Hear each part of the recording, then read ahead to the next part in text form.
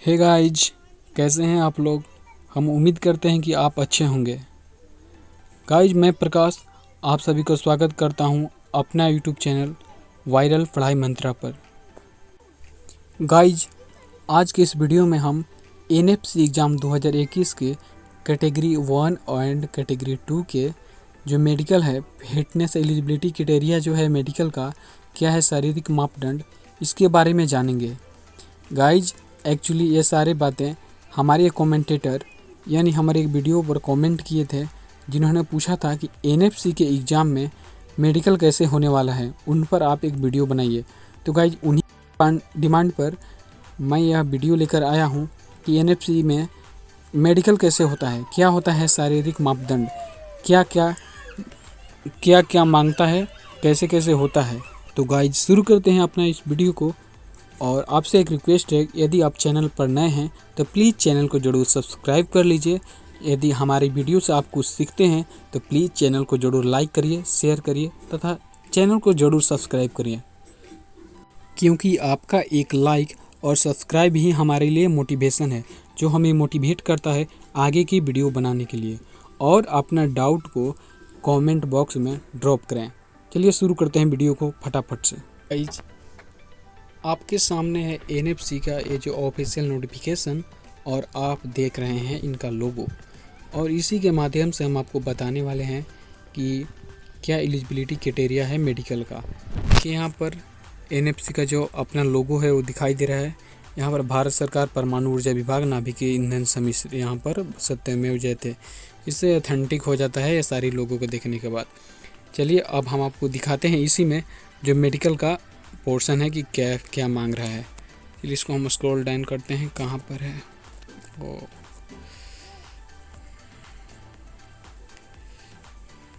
Yes, देखिए यहाँ पर सारी जो है मापदंड दिया गया है कि क्या क्या होना चाहिए एक कैंडिडेट में। और ये भी कैटेगरी श्रेणी 2 एवं कैटेगरी 1 दोनों के लिए है। इन्हें स्टाइपेंड प्रशिक्षु कैटेगरी 1 और कैटेगरी 2 दोनों के लिए शारीरिक मापदंड अनिवार्य है। चलिए एक से एक मेंशन करते हैं। सबसे पहले हाइट। देखिए यहाँ पर सबसे पहले जो हाइट है, कद, उसका ये क्या एलिजिबिलिटी क्राइटेरिया है।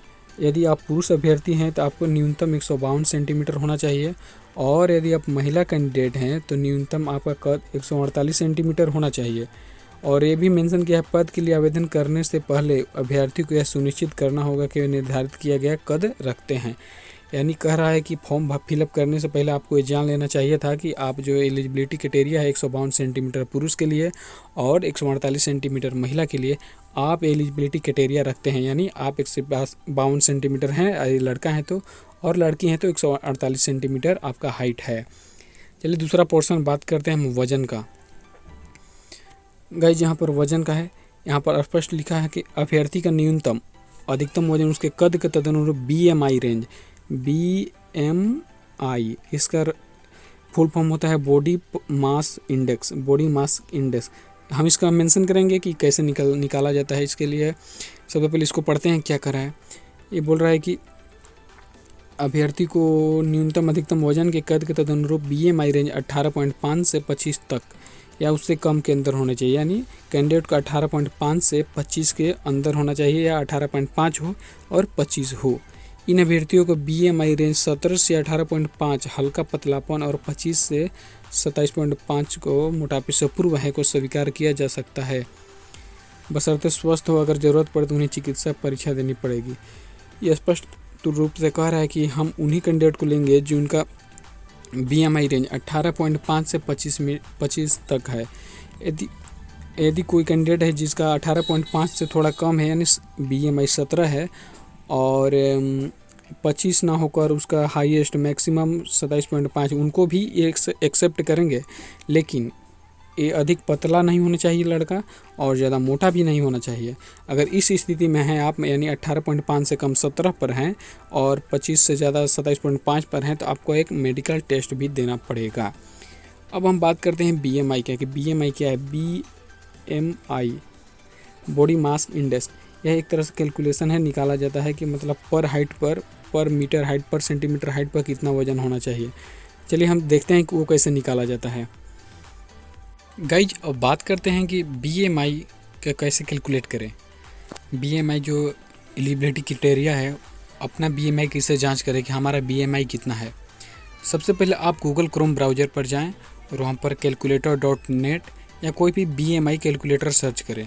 वहाँ पर इस तरह से आपको इंटरफेस दिखने को मिलेगा और यहाँ पर देखिए ये सारी जो है डिटेल यहाँ पर दिखा रहा है कि कितना के रेंज में आने पर अंडर वेट है, नॉर्मल है, ओवर वेट है और ओबेसिटी है।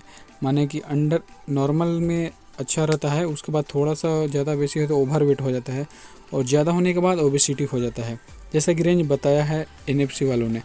इस तरह चलिए देखते हैं कि कैसे इसको कैलकुलेट करेंगे। यहाँ से देखिए पहले, सॉरी,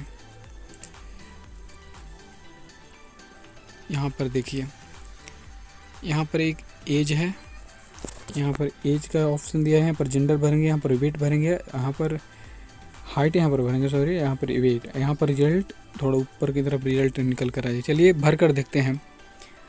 फॉर एग्जांपल किसी बच्चे का, किसी कैंडिडेट का एज 23 ईयर्स है और मेल है। उसके बाद हाइट डाल देते हैं हम, जैसे हाइट उसका अबाउट 160 160 सेंटीमीटर है और वेट उसका डाल देते हैं लगभग 53 kg। अब देखते हैं कि रिजल्ट कैलकुलेट, यहाँ पर कैलकुलेट का ऑप्शन पर क्लिक करेंगे और ये रिजल्ट दे देगा। यहाँ पर देखिए अभी कैलकुलेट, देखिए उसका नॉर्मल है और यहाँ पर रिजल्ट दिखा रहा है। यहाँ पर रिजल्ट नहीं, उसका BMI 20.7 kg पर मीटर स्क्वायर है और इसका जो श्रेणी है वो नॉर्मल श्रेणी में आ जाता है। देखिए यहाँ पर नॉर्मल पर ब्लैक वाला जो एरो का चिन्ह है नॉर्मल है, मतलब यहाँ अच्छा है। इसमें नहीं होना चाहिए, इसमें नहीं होना चाहिए, इधर आने पर ओबेसिटी हो जाता है और आने पर मतलब दुबलापन, बहुत ज़्यादा दुबलापन हो जाता है। चलिए और एक ट्राई करते हैं किसी दूसरे का लेकर। फॉर एग्जांपल एज का हम सेम ही छोड़ देते हैं 23 और हाइट को भी 160 ही छोड़ देते हैं, या बढ़ा कितना 165 कर देते हैं, 165, यस 165 कर दिया और वेट को थोड़ा ज़्यादा बढ़ा देते हैं, 60 कर दें, या 60। फिर देखते हैं इसका क्या कैलकुलेट करता है। BMI बॉडी मास इंडेक्स, ये भी नॉर्मल में आ रहा है। यहाँ पर देखिए इसका भी BMI 22 kg पर मीटर स्क्वायर और नॉर्मल, देखिए यहाँ पर नॉर्मल का साइन लगाया है। चलिए अब देखते हैं कि मोटापा कब बता देगा, मतलब ओबेसिटी में कब, यहाँ पर मैंने ओबेसिटी में कब आ जाएगा, ओवर वेट में कम आ जाएगा, अंडर वेट में कम आ जाएगा, यही BMI है। चलिए एक बार देखते हैं थोड़ा ओबेसिटी में करके, सेम है। वेट इसका केवल बढ़ाते हैं हम, फॉर एग्जांपल हम 19 मान लीजिए, जो 165 सेंटीमीटर का कोई कैंडिडेट है और 90 किलो का है। अब देखते हैं क्या कैलकुलेट करता है। ये देखिए ओबेसिटी क्लास 1 में चल गया, 165 सेंटीमीटर का बंदा जिसका वेट 19 kg है, तो ओबेसिटी क्लास 1 में चल गया। ओबेसिटी क्लास, और थोड़ा और बढ़ाते तो ओबेसिटी, मतलब जितना ही डार्क होते जा रहे हैं ओबेसिटी बढ़ते जा रहे हैं, नहीं होना चाहिए, बस केवल ज़्यादा से ज़्यादा इतना होना चाहिए, इतना। और पीला में भी थोड़ा सा ओवरलैप करना, यही NFC का रिक्वायरमेंट है। आप इस तरह से अपना BMI निकाल सकते हैं, जो कि रेंज बताया है कि नॉर्मल होना चाहिए। और अगर आपका उतना नहीं है तो आप कोशिश करें अभी से भी कि आपका थोड़ा वज़न कम हो जाए। अगर आपका वज़न बहुत कम है, फॉर एग्जांपल एक अंडर वेट वाला को भी ले लेते हैं, जैसे 165 सेंटीमीटर का बंदा है और उसका वेट 40 kg, 40 kg है। अभी देखिए कैलकुलेट क्या करता है।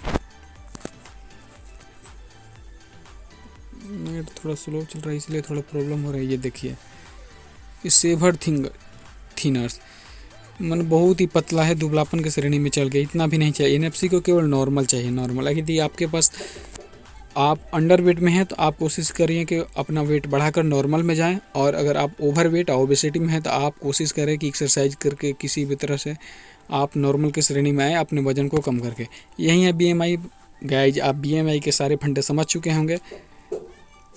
अब चलते हैं नेक्स्ट की ओर।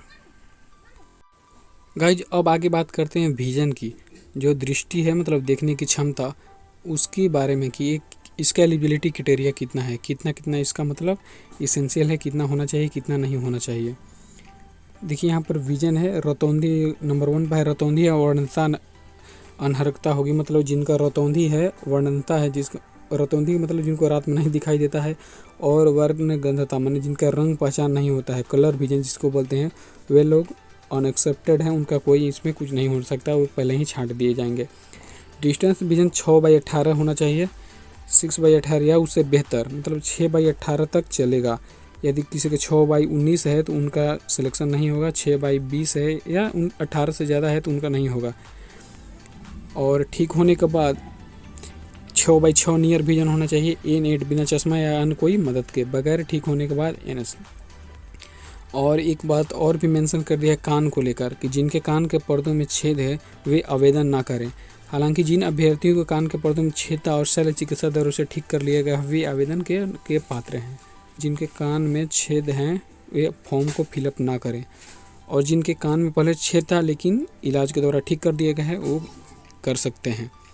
तो गाइज यही थी NFC एग्ज़ाम 2021 के एलिजिबिलिटी क्राइटेरिया मेडिकल के लिए। जो कमेंट बार बार कर रहे थे और बच्चों को डाउट था तो मैंने क्लियर कर दिया है। इस तरह से अगर आपको कोई डाउट है तो प्लीज़ कमेंट बॉक्स में ड्रॉप करें, और हमारे चैनल को ज़रूर लाइक करें, सब्सक्राइब करें तथा शेयर करें। तब तक के लिए बाय, फिर मिलेंगे अगले वीडियो में।